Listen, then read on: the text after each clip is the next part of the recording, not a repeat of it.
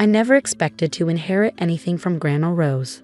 Not the mansion in Beverly Hills like my cousin Rebecca got, or the vacation house in Aspen that went to Michael, or the stock portfolio that made Thomas jump for joy. No, I got the worthless old farm in Montana where Grandma grew up. The one property the family had written off as sentimental junk. Emma, darling, Aunt Patricia's voice dripped with false sympathy at the will reading.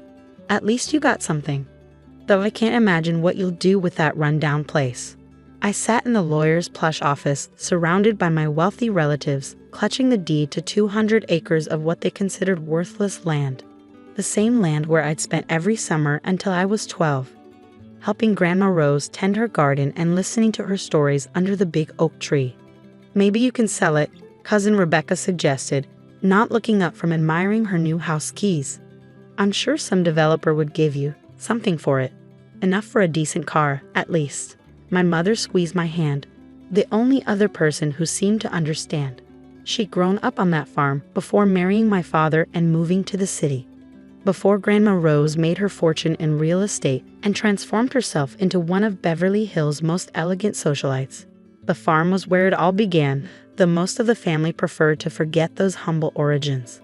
Actually, I said, standing up, I think I'll keep it. The room fell silent. Even Mr. Harrison, the family lawyer, looked up from his papers with surprise. But darling, Aunt Patricia sputtered, what could you possibly do with a farm? You're a graphic designer in Seattle. I was a graphic designer who just lost my job in the tech industry downsizing, but they didn't need to know that. I'm going to live there. Live there? Rebecca's laugh could have cut glass. In that old barn with the chickens? Emma, Uncle Robert chimed in, trying to sound reasonable, be sensible. That place hasn't been properly maintained in years.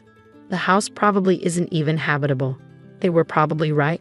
I hadn't been to the farm since I was 12, when Grandma Rose decided summers were better spent at cotillion classes and charity galas. But something in my gut told me this wasn't a mistake. Grandma Rose never did anything without a reason. 2 weeks later, I pulled up to the farm in my packed Honda Civic, wondering if I'd lost my mind. The old mailbox still read Weehelier Farm in faded letters, Grandma's maiden name. The gravel driveway was overgrown, and the white farmhouse needed a fresh coat of paint, but it was still standing proud against the Montana sky. And there was the barn, its red paint weathered but intact, just as I remembered it. Well, I said to myself, pulling out my house keys, home sweet home. The house was musty but surprisingly well maintained. Grandma must have kept someone local checking on it. The furniture was covered in sheets, like sleeping ghosts of my childhood memories. Everything was exactly as I remembered, down to the old grandfather clock in the hallway still ticking away the hours. I spent that first day uncovering furniture and opening windows, letting in fresh air and sunlight. Each room held memories. The kitchen where Grandma taught me to bake pies, the living room where she'd tell stories of her early days in Montana, the creaky stairs I used to slide down despite everyone's warnings. But it was the barn that called to me. I'd always loved the barn. It was my secret place during those childhood summers where I'd hide with books and dreams while the adults discussed business in the house. Grandma would find me there sometimes, bringing cookies and more stories. This barn holds secrets, she used to say with a wink. Some buildings do, you know. They keep things safe until the right person comes along to find them. I didn't understand what she meant then. I was about to. The barn door creaked open just as the sunset painted the sky in shades of pink and gold. The interior was shadowy, filled with old farm equipment and hay bales. The air smelled of dust and aged wood. Something caught my eye, a glint of metal in the fading light. Moving closer, I realized it was an old trunk, half hidden behind some crates. I'd never noticed it during my childhood explorations. The lock was old but well-oiled, as if someone had maintained it. And there, hanging on a nail nearby, was a key. Inside the trunk, I found leather-bound journals, dozens of them, all in Grandma Rose's elegant handwriting. The first one was dated 1962, the year she turned 18. My hands trembled as I opened it. Dearest Emma, yes, my love, I'm writing this to you, though you won't be born for many years yet. I know you'll be the one to find these journals because you're the only one who truly understood what this farm means. Your cousins see only dirt and chickens. They measure worth in square footage and stock portfolios. But you, my darling girl, you see what I saw. The magic in growing things, the value in honest work, the wealth that can't be measured in dollars. What I'm about to tell you will change everything. The truth about our family's fortune, about this farm, and about why I chose you to inherit it. You see, this isn't just a farm. It's the key to something much bigger. My heart pounding, I read on. Each word felt like a revelation. A secret kept safe in this barn for decades, waiting for the right person, waiting for me. By the time I finished the first journal, night had fallen. Through the barn door, I could see lights in the farmhouse windows, making it glow like a beacon in the darkness. But I hardly noticed. My mind was racing with what I just learned. The family thought they knew how Grandma Rose made her fortune. Smart real estate investments in the 1970s, turning her into one of Beverly Hills' wealthiest women. They thought they knew why she kept this old farm. Mere sentimentality. They were wrong. So wonderfully, incredibly wrong. I looked around the barn with new eyes, understanding now why Grandma Rose had given me this inheritance. It wasn't just land and buildings. It was a mystery, a legacy, and an opportunity that would shake my family to its core. My phone buzzed. Cousin Rebecca, have you come to your senses yet? I know a developer who might be interested. I smiled, thinking of the journals and what they revealed. No thanks, I texted back. I think I'll stick with the chickens. Part 2, Seeds of Fortune. I spent the next week reading Grandma Rose's journals, each one revealing another piece of an incredible story. The truth about our family's wealth wasn't in real estate deals or stock market gambles. It was literally growing in the soil beneath my feet. The farm, it turned out, was home to something extraordinary.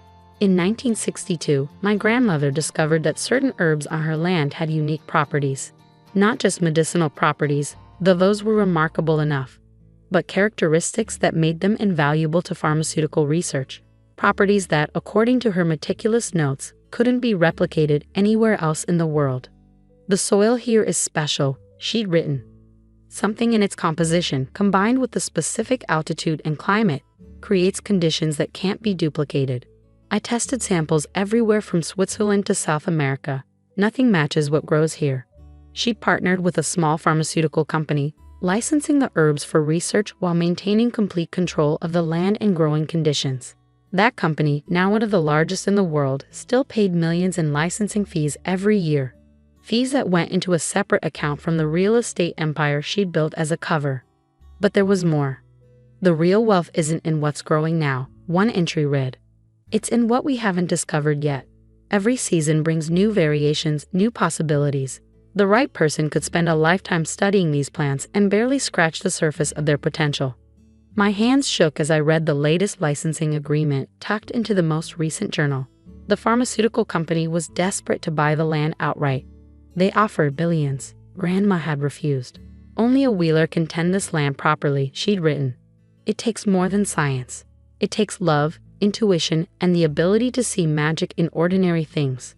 That's why I chose you, Emma. You have the sight, just like I did. I remembered those childhood summers suddenly in a new light. How Grandma Rose would teach me about different herbs, showing me how to tell them apart by smell and texture. How she'd explain that every plant had a story to tell, if you knew how to listen. I thought she was just being whimsical. Now I understood. She'd been training me. The next morning, I called Dr. Sarah Chen, the contact name listed in the latest journal. Miss Wheeler, she answered on the first ring. We've been hoping to hear from you. Your grandmother spoke highly of you.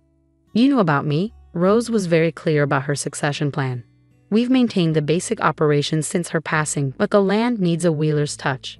The yields aren't what they used to be. I looked out at the fields through my kitchen window. To anyone else, they would look like ordinary herb gardens gone slightly wild. To me, they now look like one of the most valuable pharmaceutical resources in the world. I'll need time, I said, to learn everything properly. Of course, Rose left detailed instructions for your training, and the current contract remains in effect, so you'll have plenty of funding to restore the farm. After hanging up, I sat at the kitchen table, my mind spinning.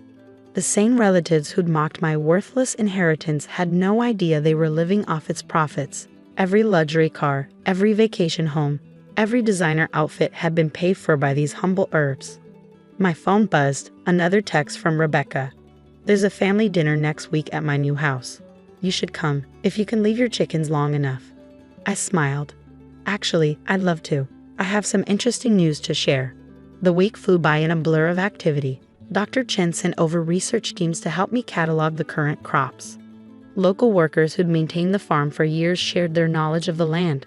Every day brought new discoveries, new understanding of what Grandma Rose had built. The night of the family dinner, I drove my dusty Honda Civic up Rebecca's perfectly manicured driveway. Through the windows of her massive new mansion, I could see the family gathered in all their designer glory. Emma, Aunt Patricia's voice carried across the marble foyer. We didn't think you'd come.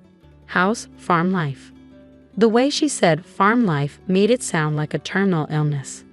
Fascinating, actually, I replied, accepting a glass of champagne. I've been learning so much about what Grandma Rose built there. Built? Uncle Robert scoffed. It's just an old family farm. The real wealth came from her real estate investments. I took a sip of champagne. Did you ever wonder where she got the money for those first investments? The room quieted. Even Rebecca looked up from her phone. What do you mean? My mother asked softly. She'd been unusually quiet since the will reading, as if she'd suspected something all along. I pulled out one of Grandma's journals, the one from 1970, documenting her first pharmaceutical contract. Maybe we should all sit down. This is quite a story. Over the next hour, I watched their expressions change from dismissal to disbelief to shock as I explained the truth about our family's fortune. The herbs, the research, the ongoing contracts worth millions each year. But that's impossible, Aunt Patricia sputtered. It's just a farm. A farm, I agreed, that 3 major pharmaceutical companies have tried to buy for billions. The same farm that's been funding this family's lifestyle for 50 years. Why didn't you tell us? Rebecca demanded. Because my mother said suddenly she knew what you'd do with that information. You try to sell it, develop it, destroy everything she built for a quick profit. I nodded. The land only works because it's been preserved, tended with care and understanding. That's what she was protecting. And she left it to you, Thomas said slowly, because you actually cared about the farm itself, not just its value. What happens now? Uncle Robert asked, his voice uncharacteristically humble. I thought about the fields waiting for me back home, the mystery still hidden in Grandma Rose's journals, the legacy she trusted me to continue. Now I do what Grandma did.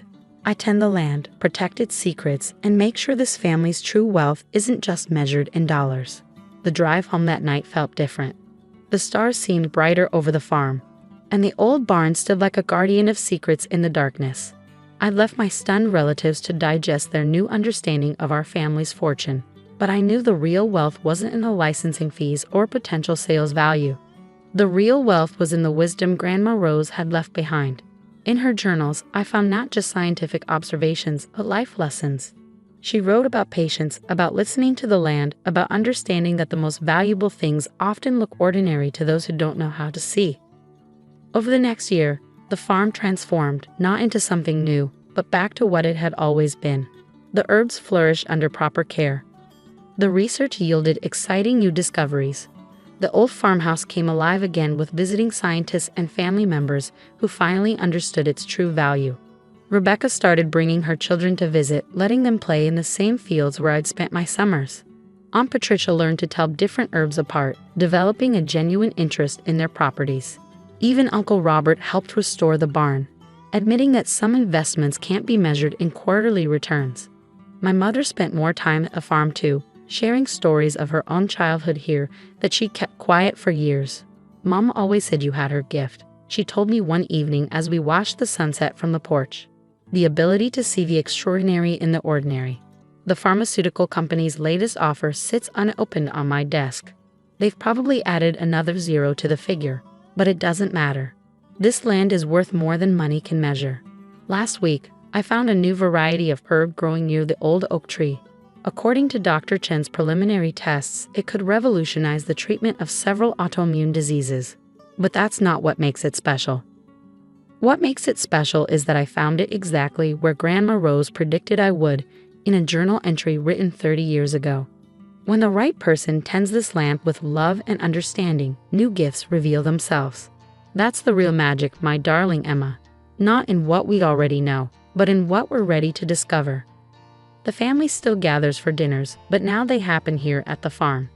The children run through the herb gardens while the adults sip wine on the porch, sharing stories and plans for the future. There's a different kind of wealth in these gatherings now, not the cold glitter of competition and status, but the warm glow of shared understanding and purpose. Sometimes, in the quiet of evening, I sit in the barn with Grandma Rose's journals, adding my own observations alongside hers. The trunk that held her secrets now holds mine too.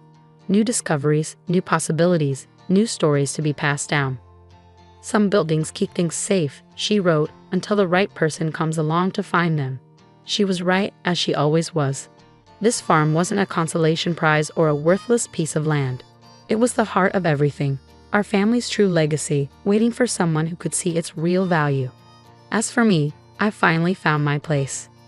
Not in a high-rise office or a Beverly Hills mansion, but here among the herbs and healing plants, continuing the work of a remarkable woman who knew that true wealth grows from the ground up. The deed to the farm hangs framed in my office now, next to a photo of Grandma Rose in her garden. She's smiling that knowing smile of hers, surrounded by her precious herbs, looking exactly like what she was. Not just a wealthy socialite, but a keeper of secrets, a tender of magic, a woman who understood that the most valuable legacies aren't the ones you can sell, but the ones you choose to protect and nurture. The right person, she wrote in her final journal entry, doesn't ask what something is worth. They ask what it means. I know what she meant now, and every morning, as I walk through my fields under the Montana sky, I give thanks for this inheritance, not of money or status, but of purpose, understanding, and the chance to be part of something truly extraordinary. That's a wealth beyond measure. I stared at the wedding invitation in my hands, its gold embossed letters gleaming under my office lights. James and Victoria cordially invite you. My brother's wedding, the social event of the year, according to my mother's countless phone calls. She had been planning this for months, ever since James announced his engagement to Victoria Chen, daughter of one of the city's wealthiest families. The irony wasn't lost on me. 10 years ago, James had laughed when I dropped out of medical school to start my own company. Sarah's throwing her life away, he told our parents over dinner. She'll come crawling back when she runs out of money. I never did. Instead, I built Atlas Industries from the ground up, starting with a small tech startup in my garage. While James climbed the corporate ladder at Chen Enterprises, Victoria's family company, I was working 18-hour days, pouring everything I had into my dream. Not that my family noticed. They were too busy celebrating James's every promotion, every bonus, every small achievement. Miss Porter, my assistant's voice snapped me back to the present. The board meeting starts in 5 minutes. I nodded, setting the invitation aside. Today, Atlas Industries was worth over $2 billion. But I had kept my ownership private, operating through holding companies and subsidiaries. As far as my family knew, I was just another mid-level executive at some tech company. Also, my assistant added, Chen Enterprises sent over the final contract for the semiconductor deal. They're expecting signatures by the end of the week. Ah yes, the deal. $50 million worth of custom semiconductors that Chen Enterprises desperately needed for their new product line. They had no idea they were negotiating with my company, or more specifically, with me. The wedding was this weekend, and part of me wanted to skip it, but Mother had been insistent. Your brother is marrying into the Chen family, she'd said, her voice dripping with pride. Do try to dress appropriately for once. I'd built a billion-dollar company wearing jeans and hoodies, but in my mother's eyes, I was still a disappointment who couldn't maintain a proper appearance. The day of the wedding arrived, sunny and bright. I wore a simple but elegant black dress. Designer, though my family wouldn't recognize the subtle label. The ceremony was exactly as extravagant as you'd expect when old money married new money. 500 guests, crystal chandeliers, champagne fountains, and enough flowers to fill a botanical garden. Sarah. My mother's voice carried across the church courtyard. She air-kissed my cheek, careful not to smudge her perfect makeup. You actually came, and you look presentable. Behind her, my father was deep in conversation with Mr. Chen, probably discussing the upcoming semiconductor deal. If only they knew. Where should I sit? I asked, glancing at the elaborate seating chart. My mother waved vaguely. Oh, we had to make some last-minute changes. Victoria's family had so many important guests to accommodate. You understand. I did understand. In my family's eyes, I was the embarrassment, the failure who'd thrown away a medical career to chase some entrepreneurial fantasy. What they didn't know was that Atlas Industries had recently acquired 3 of Chen Enterprises' major suppliers. The semiconductor deal was just the beginning. The ceremony was beautiful, I'll give them that. Victoria looked stunning in her designer gown, and James beamed with the confidence of someone who thought he had it all figured out. I sat in the back, watching as my brother married into what he thought was a more powerful family than his own. Then came the reception. I followed the crowd to the grand ballroom, looking for my name card among the elegantly set tables, but I couldn't find it anywhere. Looking for something, Victoria's voice came from behind me, sweet as artificial sugar. She changed into her reception dress, every inch the perfect bride. My seat, I said simply. Her perfectly painted lips curved into a smile that didn't reach her eyes. Oh, didn't anyone tell you? We had to make some arrangements for the more distinguished guests.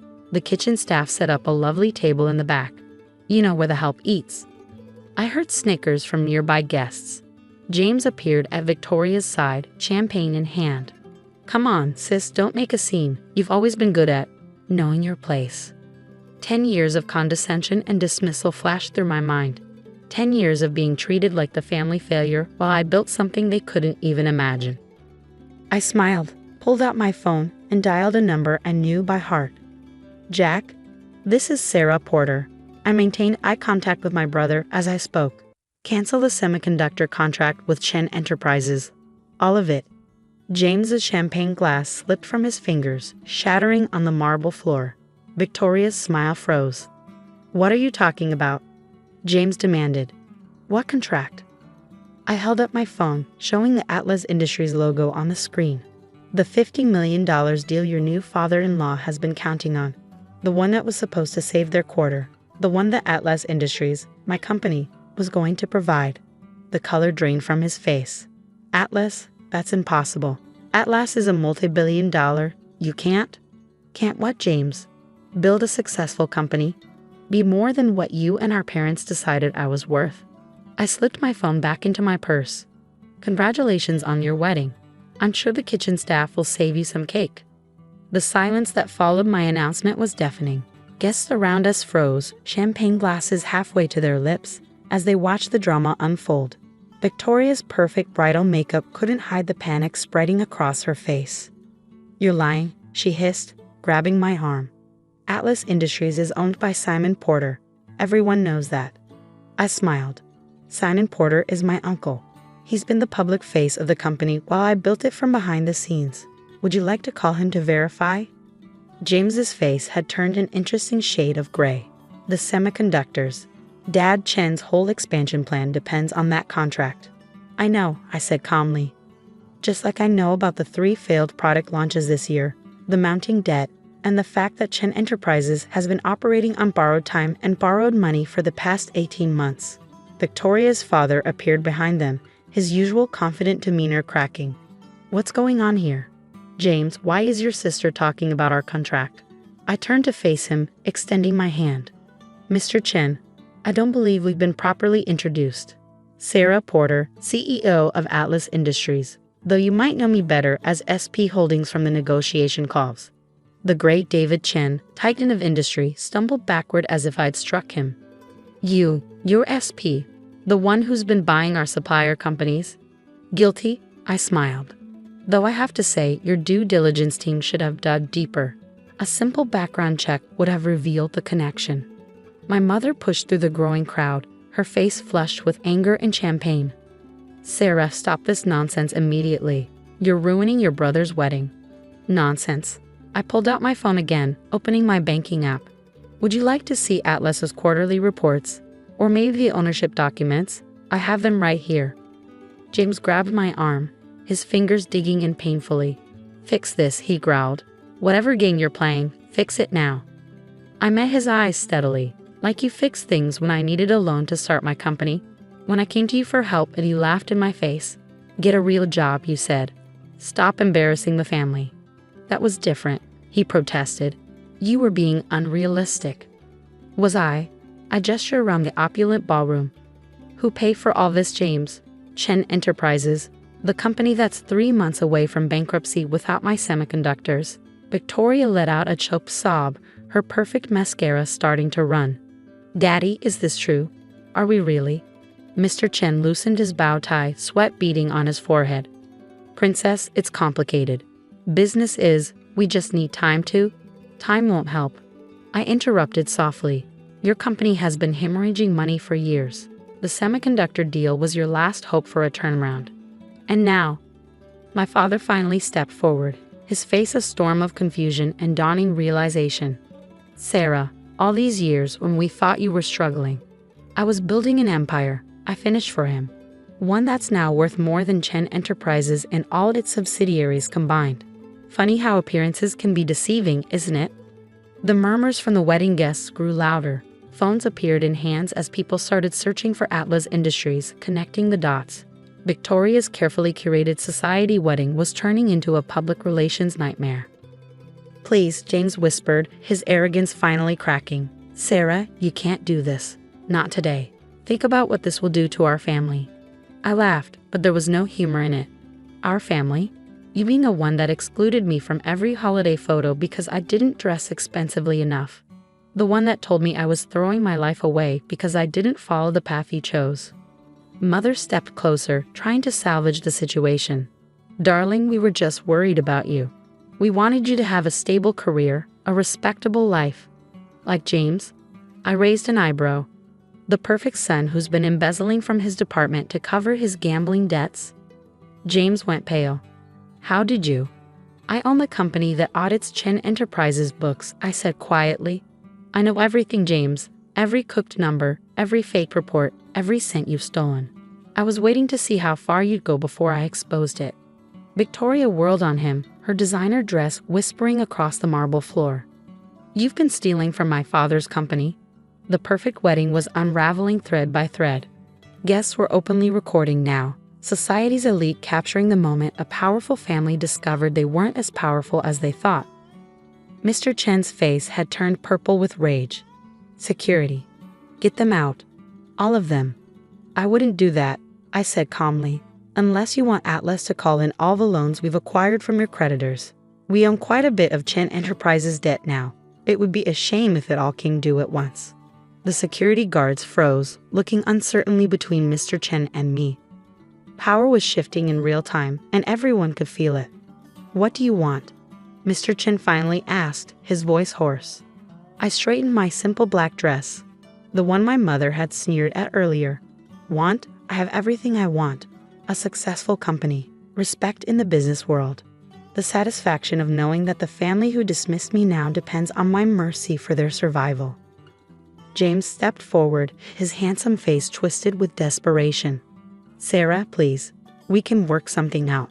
Maybe a board position at Chen Enterprises, full partnership in the family business. Partnership? I smiled.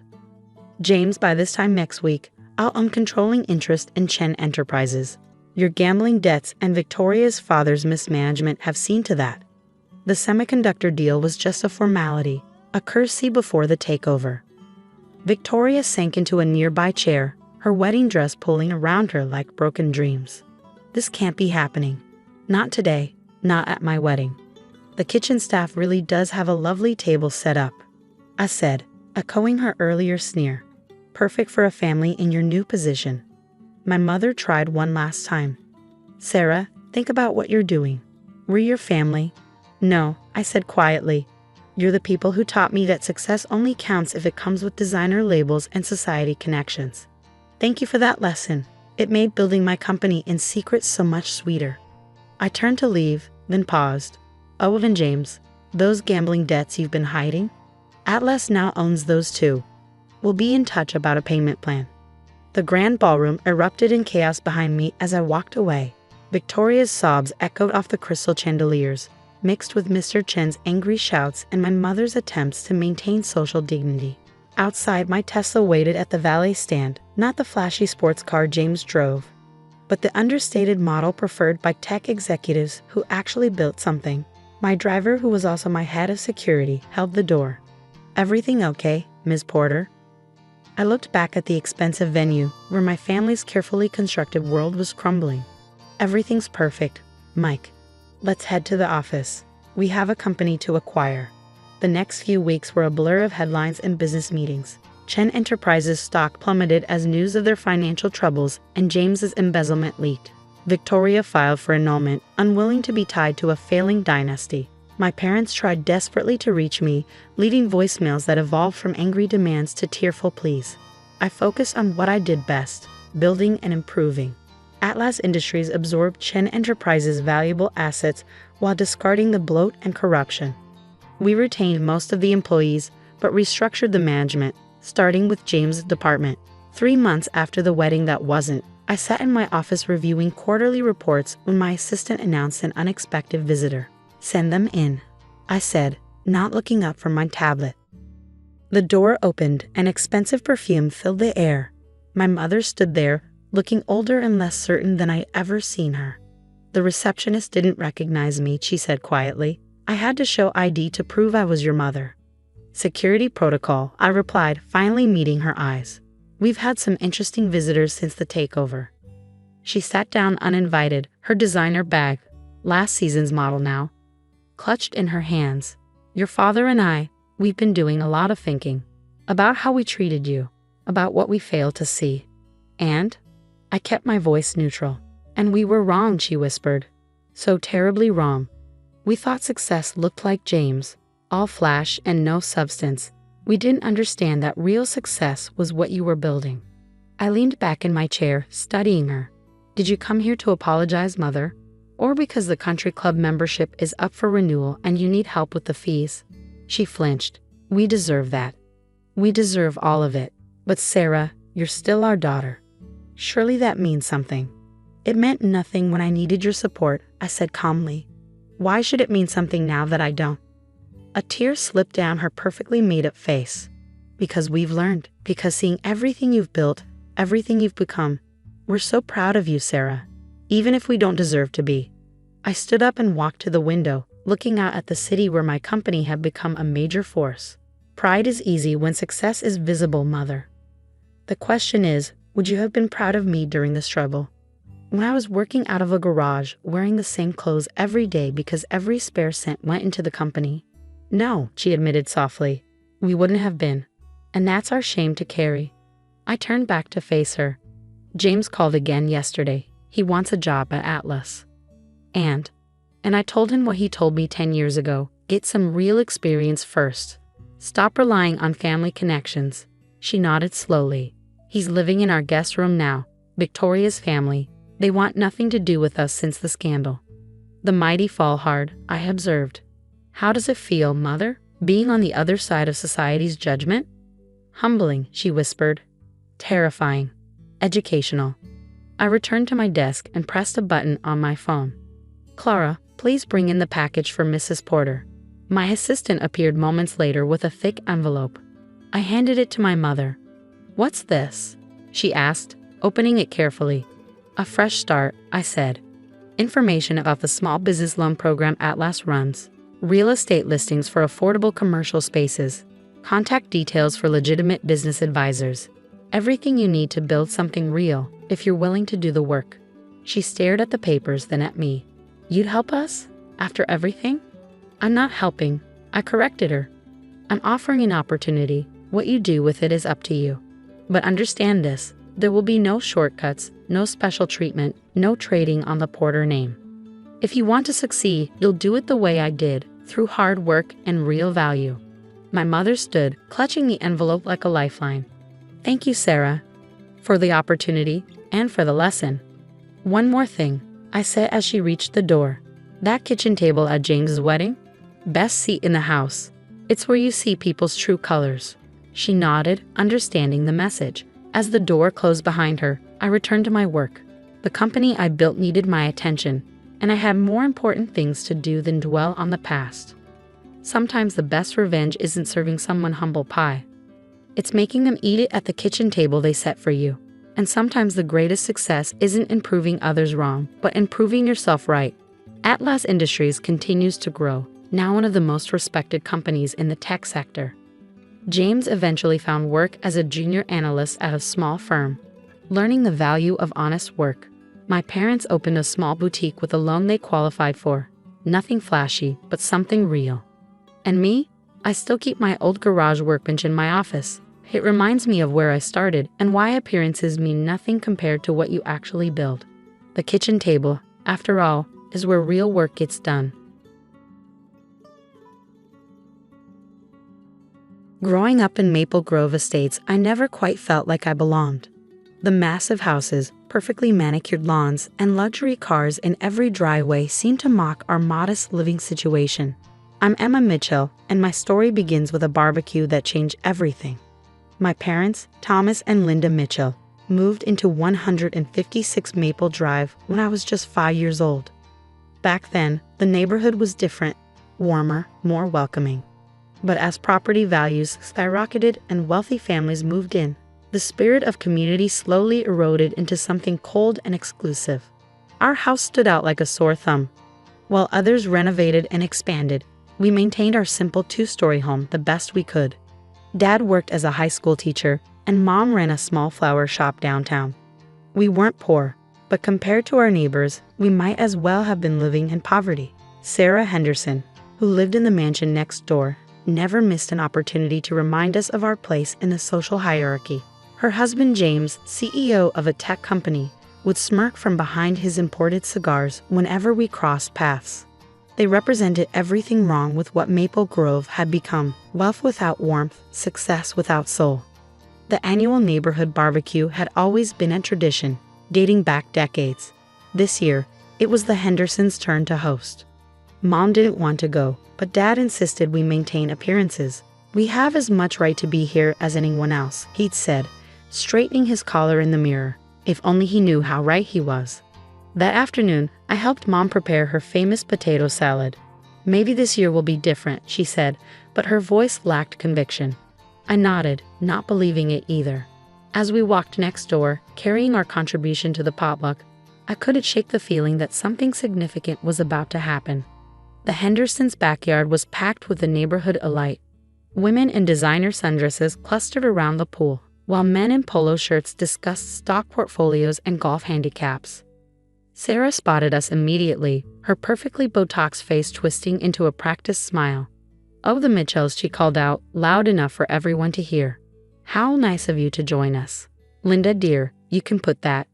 She gestured vaguely at Mom's potato salad. "Over there with the other dishes."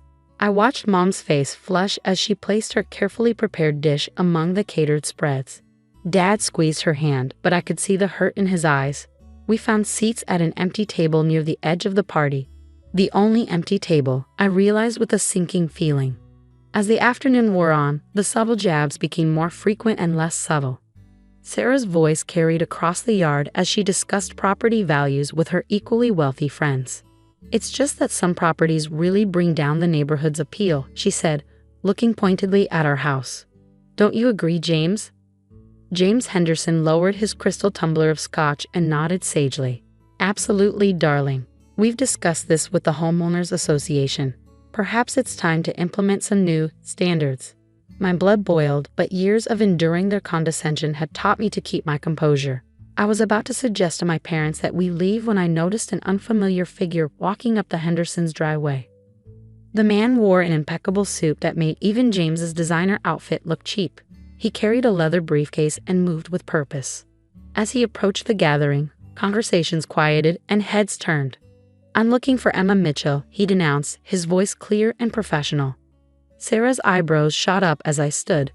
"That's me," I said, trying to ignore the whispers that erupted around us. The man nodded and extended his hand. "Jonathan Pierce, from Pierce & Associates Law Firm. I represent the estate of Harold Montgomery. Might we speak privately?" The name hit me like a thunderbolt. Harold Montgomery, my grandfather, whom I'd never met. He'd had a falling out with my father decades ago, long before I was born. All I knew about him came from old photographs and whispered conversations. Sarah, unable to contain herself, sashayed over. "Now surely any business can wait until after our little gathering," she said, placing herself between me and Mr. Pierce. We wouldn't want to disrupt the party. Mr. Pierce's expression remained neutral, but his eyes hardened slightly. "I'm afraid this matter is rather urgent, Mrs. Henderson. Or should I say, tenant. The word hung in the air like smoke. Sarah's perfect smile faltered. I beg your pardon. Perhaps we should all sit down, Mr. Pierce suggested, opening his briefcase. This concerns the entire neighborhood, actually. The next few minutes felt surreal as Mr. Pierce explained that my grandfather, Harold Montgomery, had been the actual owner of all of Maple Grove Estates. He purchased the land decades ago but chose to live elsewhere, allowing a management company to handle the properties. The Hendersons, like everyone else, had been renting from him all these years through a complex network of shell companies. Your grandfather passed away last month, Mr. Pierce continued, addressing me directly. In his will, he left the entire estate, including all of Maple Grove, to you, Miss Mitchell. The silence that followed was deafening. Sarah's face had gone pale, her manicured hand clutching James' arm so tightly her knuckles turned white. Around us, our neighbors stared in shocked disbelief. That's impossible, James sputtered, finally finding his voice. We own this house. We have the deed. You have a carefully crafted lease agreement, Mr. Pierce corrected, producing a stack of documents.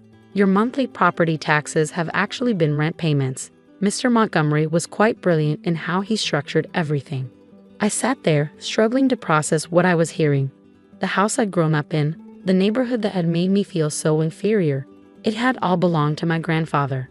And now, somehow, it all belonged to me. There must be some mistake, Sarah said, her voice rising. We've lived here for 15 years. We've invested hundreds of thousands in renovations, all of which were approved through the management company as per your lease agreement, Mr. Pierce replied calmly. Miss Mitchell now has full discretion over all properties in Maple Grove Estates.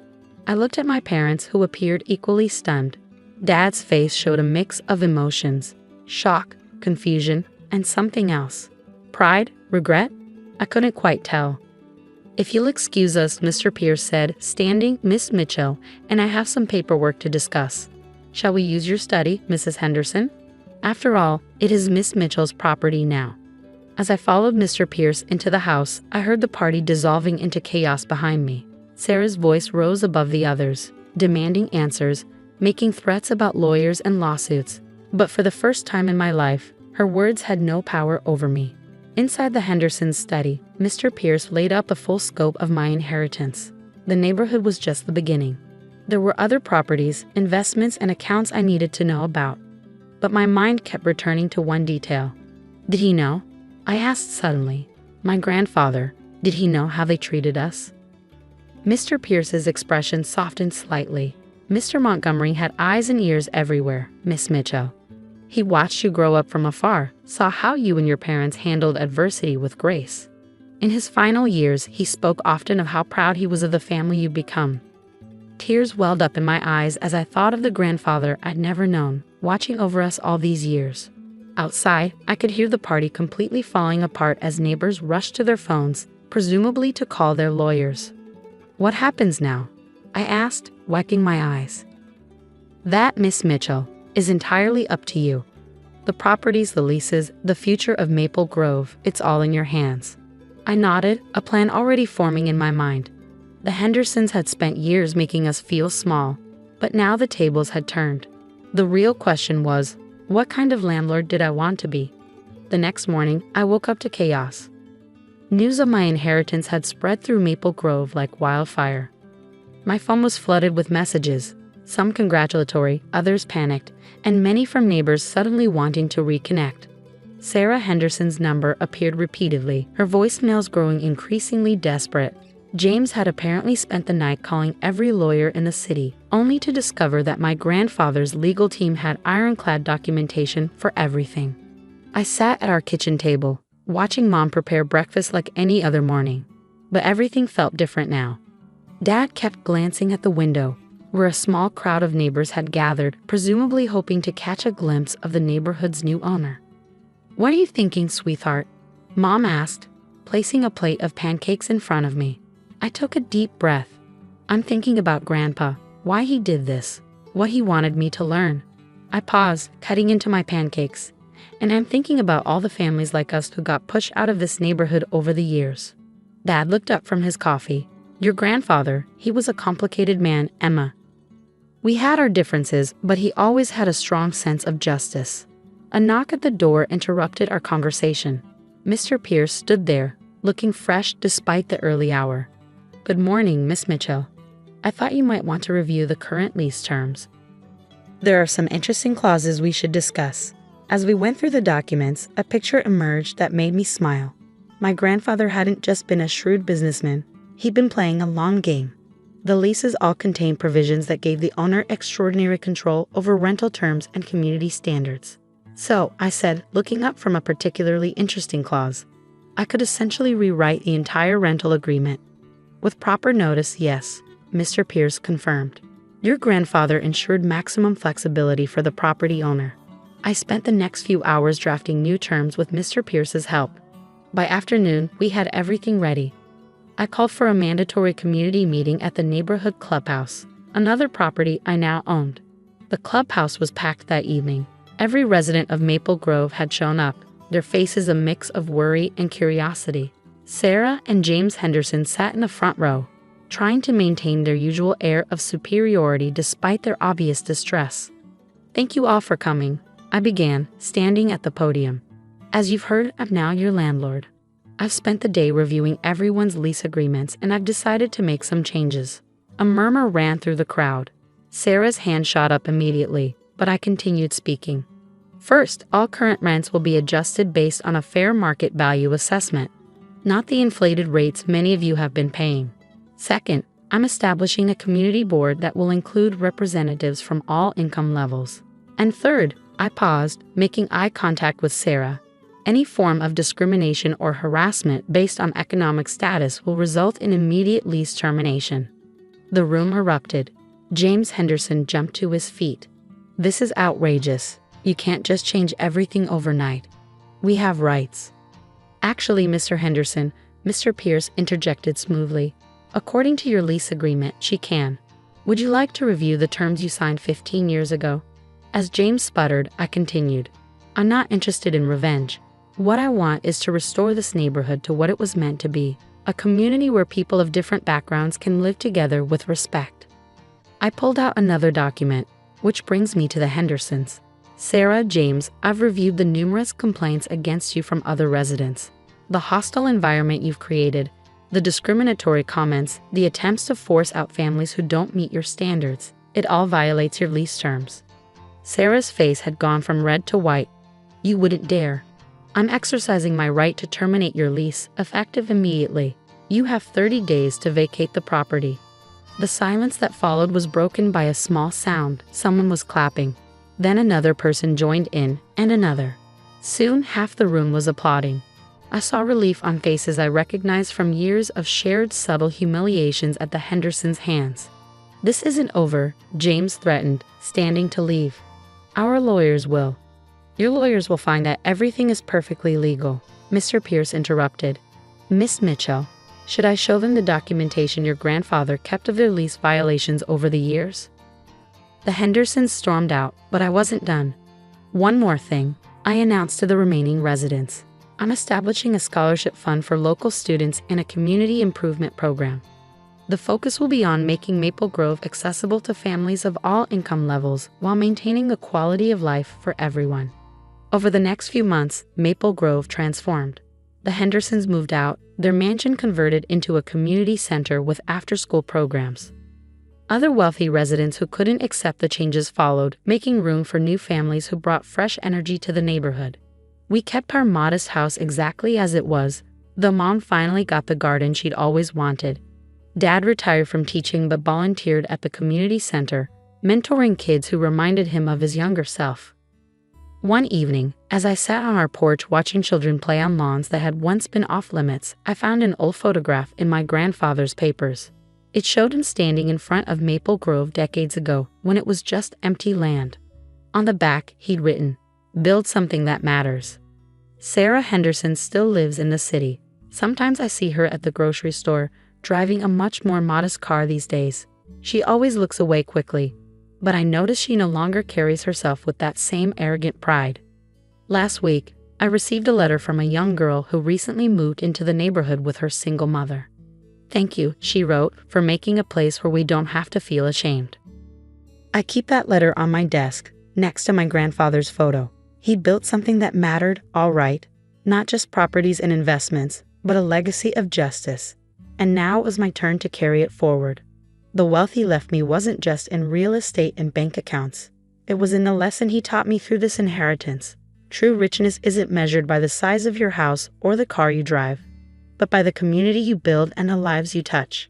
As I watch Maple Grove flourish, growing more diverse and vibrant with each passing day, I think about how sometimes the greatest revenge isn't in making others suffer, but in creating something beautiful from the ashes of their cruelty. And in the end, that's worth more than all the mansions in the world.